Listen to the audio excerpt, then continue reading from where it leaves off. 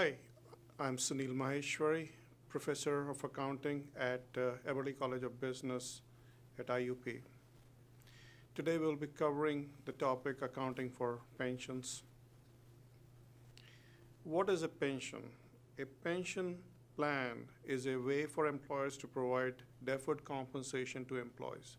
That is, employees work now in the current period and they are promised by the employers to be reimbursed some benefits or paid some benefits in the future upon retirement. So when the employees work, it is kind of creating an expense for the period, and at the same time, the future obligation is a liability. Now, to meet this liability to be paid in the futures, employers generally create a pension fund, which is generally a separate entity, and the pension fund accumulates assets that are then used to pay employees upon retirement. Pension plans are popular because employers can use the pension expense as the tax deduction, and employees do not have to include that in their current income, but they will be paying taxes when they receive the income after retirement. And the assets in the pension asset fund can grow tax deferred over the period of time. There are two issues that are involved. One is, how do you measure the liability related to the projected pension benefit obligation, and how do you measure the pension fund, which is an asset? So in this case, whatever the future benefits are that are to be paid to the employees are part of the contractual obligation, and those future obligation that needs to be paid to the employees is referred to as projected benefit obligation, or PBO. These are measured on every balance sheet date. As far as the assets are concerned, the employers make a contribution to a fund which is maintained by a pension plan trustee. Pension plan trustee will keep track of what is the growth in the funds that is taking place, and what is the fair value of that fund on each of the balance sheet dates. The difference between the two, that is the projected benefit obligation and the fair value of the asset on each of the balance sheet date, is referred to as the funded status. So the net of the projected benefit obligation and fair value of the asset on each balance sheet date is referred to as funded asset.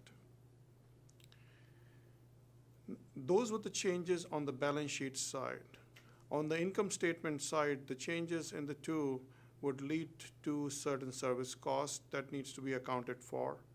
Interest on the liability that has been created, that needs to be accounted for. And the return on the asset, that is the growth which is taking place on the asset, needs to be accounted for as well. So we'll take these into account when we find the value of these funded assets. As far as the adjustment to the pension benefit obligation is concerned, since it's a liability, it will start with a credit balance, and it will increase by the service cost that has been incurred during the period. It will also increase, this liability will increase by any interest that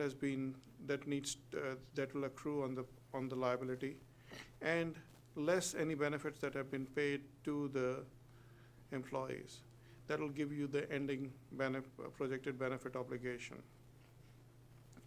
As far as the plan asset is concerned, you ascertain the beginning fair value that is done by the trustee of the fund. It will increase by the contributions made to the fund. It will further increase by any return on those assets, less any benefits that have been paid to the employees. And that would give you the ending fair value of the planned asset. Now we will go over a pension example and see how the adjustments will be made to the pension benefit obligation account and the pension asset account.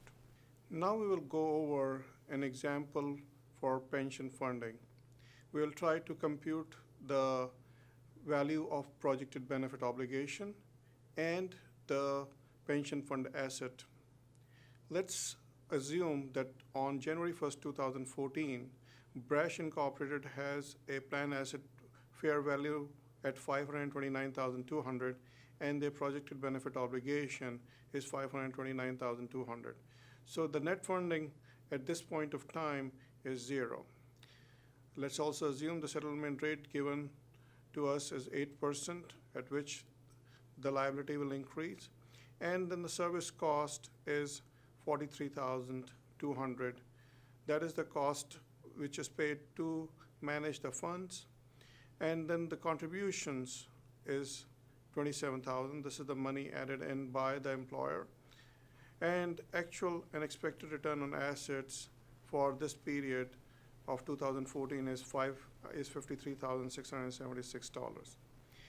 During 2014, retirees were paid $36,072. To compute the projected benefit obligation, we started with the balance of $529,200. This projected benefit obligation will increase by the service cost that has been incurred for 2014. Also, the interest on the benefit obligation at 8% for $42,336. Less the benefits that have been paid to the retirees are $36,072, giving us the ending closing balance of $578,664 for the pension benefit obligation. Looking at the fair market value of the plan asset at the beginning of the period, since it's an asset, it has a debit balance in the T accounts. $529,200 is the opening balance. This balance, or the fair value of the asset, will increase by the contributions that have been made, as well as the growth that has taken place on this asset, less any benefits that have been paid, so that those benefits no longer need to be paid, gives you the ending fair value of the asset at $573,804.